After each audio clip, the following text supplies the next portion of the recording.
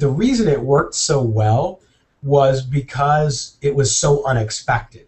So you had two groups of people. You had the people who kind of got it and are like, oh my gosh, that's funny, and especially coming from that brand that was kind of viewed as stuffy, because it's taxes, right? It's not like we're Red Bull or someone like that who has fun with everything they do. So that was part of it. But then the other part of it was what you touched on, which is people really took it seriously because we pretty much do everything seriously.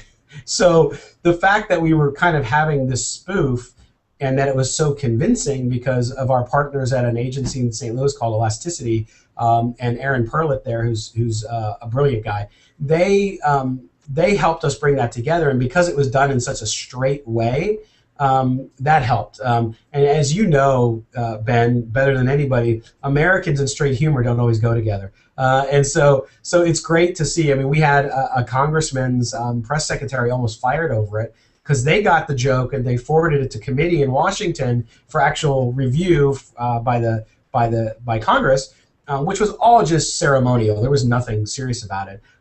But he was running in a contested district, and his competitor used it in a TV ad, so that he supported the Stache Act. It was hysterical. So that unexpected, and that's the design we had. Really was, what wouldn't they expect from us? It's got to be tax related. It's got to be 1 degree away from taxes.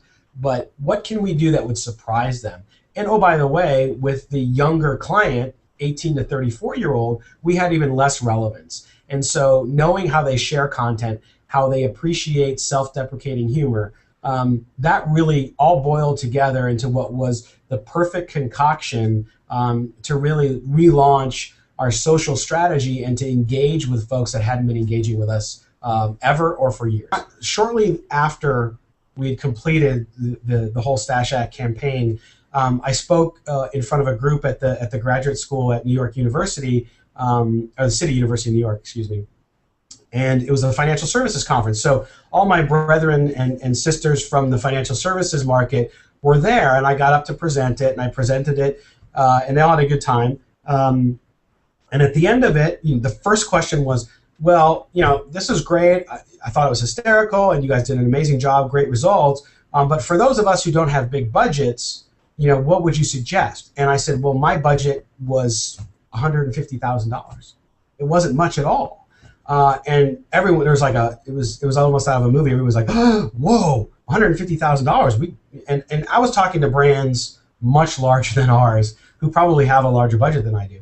And I think the point is that you have to, if it has a business case. I mean, when I went, we were 2 days away from launching, Ben, and our CMO said no, which was a problem.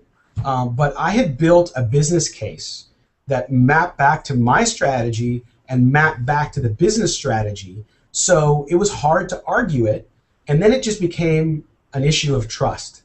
Did he trust me to do it in a way that wouldn't embarrass him or the brand, and that would deliver on the objectives? And the answer was yes. And so, Robert Turtledove, our CMO, showed a lot of faith in us.